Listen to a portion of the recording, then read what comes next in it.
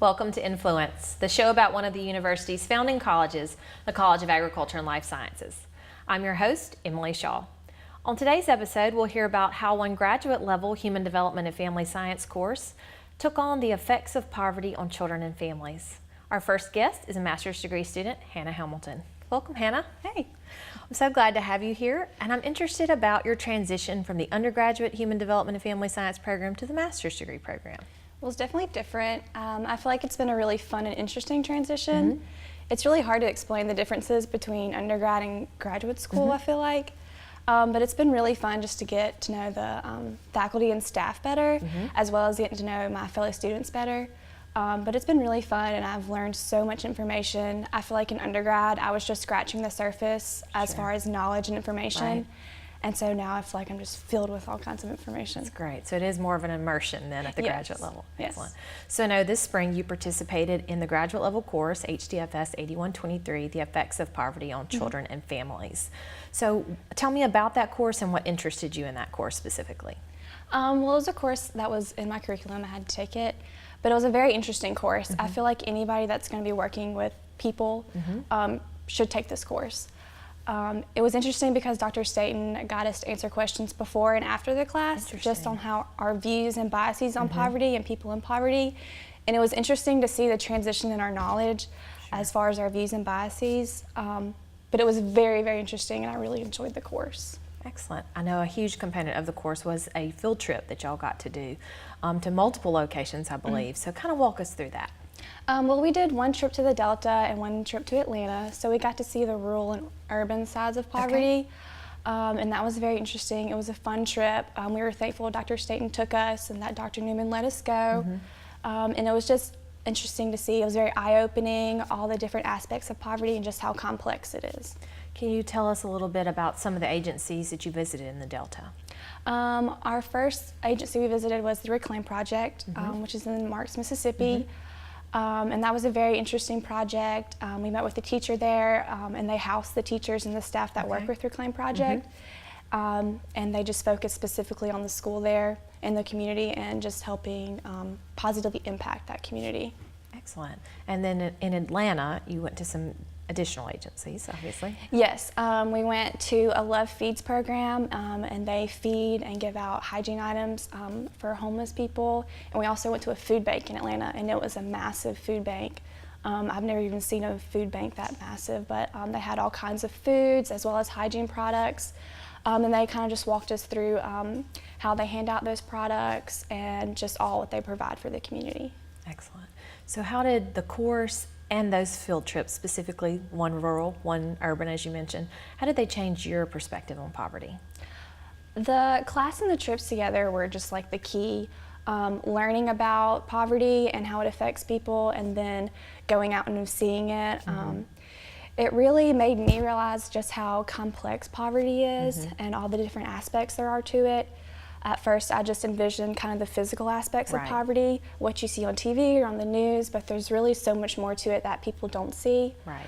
And it also made me realize that if I'm going to be working with individuals and families in poverty, you must first understand where they're coming from and what they've been through to be able to impact them. You can't just jump to assumptions and conclusions to make that impact. So very helpful information. What was your biggest takeaway from either the course or the field trip or the combination? I just feel like, again, just understanding where people come from and what they've been through to really make an impact. Especially when you're working with children and families, to try and help them, you just really have to understand where they came from. Makes sense for all of our populations. And so what will be next for you after the master's program? What is your ultimate interest? Well, I hope, obviously, to work with children or families. I kind of have 3 areas I'm interested in. I'm kind of an open book when it comes to that. I either want to do something with child advocacy, any kind of administrative position, or a new area of interest for me is early intervention. During undergrad, I did my internship at the TK Martin Center on campus. Yeah, excellent. And that was very eye-opening for me. Definitely the best educational experience I've had by far.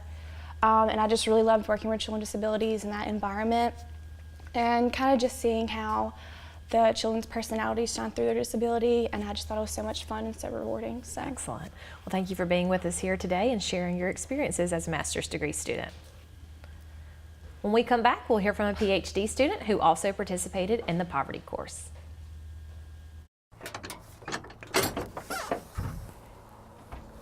Think you know egg?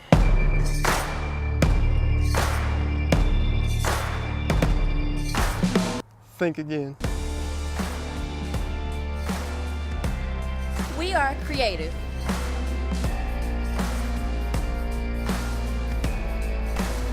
We protect the environment.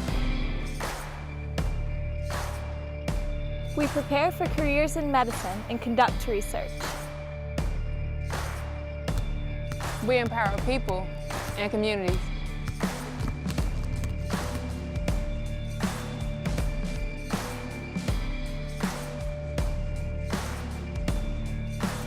We are technology driven.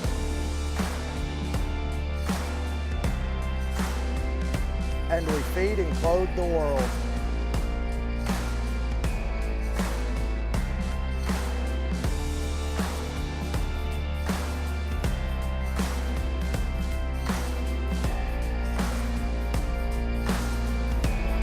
We are at the College of Agriculture and Life Sciences at Mississippi State University.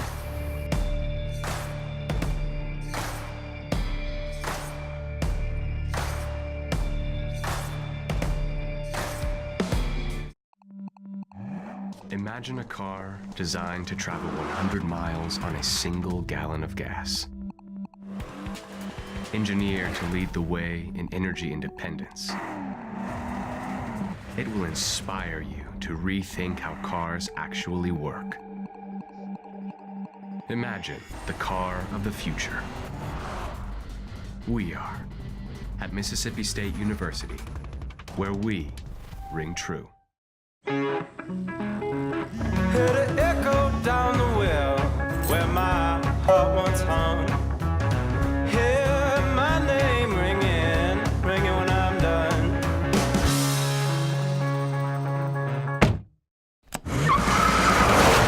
Hear my name ringing, hear it ringing. Hear my name ringing.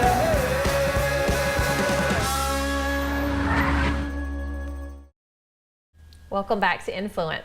Our next guest is Mary Nelson Robertson, a PhD student in the Human Development and Family Science graduate program. Welcome, Mary Nelson. Thank you for having me, Emily. I'm excited to also hear about your perspectives on the poverty course and the field tour.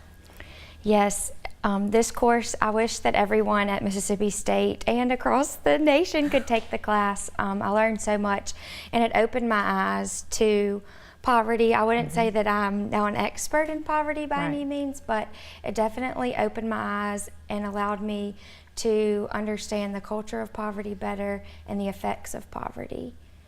I used to think that poverty was just having a lack of financial resources, but it's so much more than that. These individuals face challenge after challenge, and understanding that and being able to point out the positives is crucial. Absolutely. In helping them. So on the visit to the Delta, talk about the agencies or the visits you made and really what impact that had on you. Yes, and a disclaimer, I am from the Mississippi Delta, so it sometimes takes you stepping out of your home place to realize what's going on there.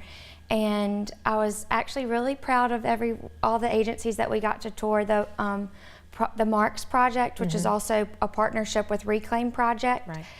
They were really fascinating. They're really helping individuals in the school system, and one of the workers there, Daniel Myrick, he said that you can't just worry about what you're not fixing. You have to focus on what you are doing and really point out those positives.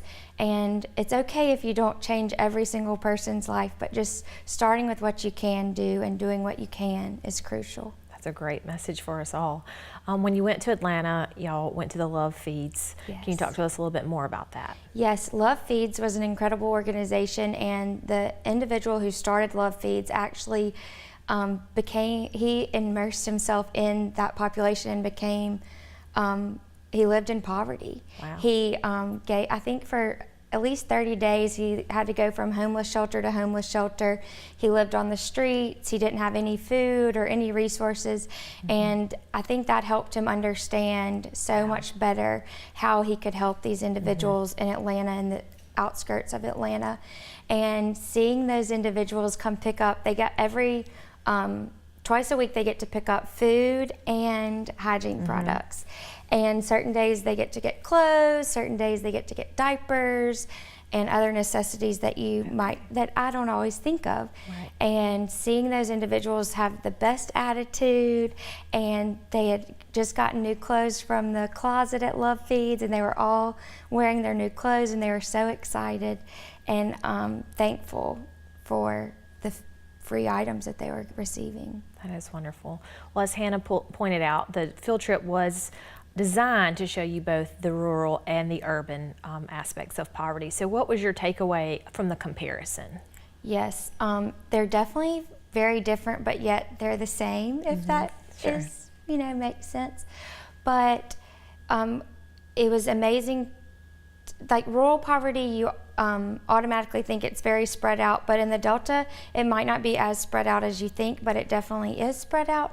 But they might not have as many resources and access to the same community supports as a urban community does. Atlanta had so much a larger infrastructure to help those individuals, but I think that the Mississippi Delta had a tight-knit community to help everyone. And they might not have had as many people on their team in the Delta or as nice of facilities in the Delta, but they certainly were impacting the individuals. And it also was interesting to me seeing we went to Agape in Atlanta, and that center started meeting in a little small church and didn't even have a gym or an area to play for the children. And now, 20 years later, they've raised so much money that they have a 5-star facility with a full-size gym and computer rooms and classrooms. And they're not just helping the children, they're helping the whole family. They have, for the older generation, they have a praise and worship service. The parents, they help them learn English.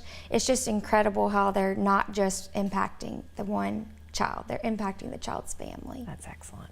So you mentioned early on about the focusing on the positives, and Dr. Staten, I know, stresses that in the course. Can you talk about the strengths perspective from a poverty standpoint? Yes, and I will definitely say that is a skill that definitely improved of mine throughout this class.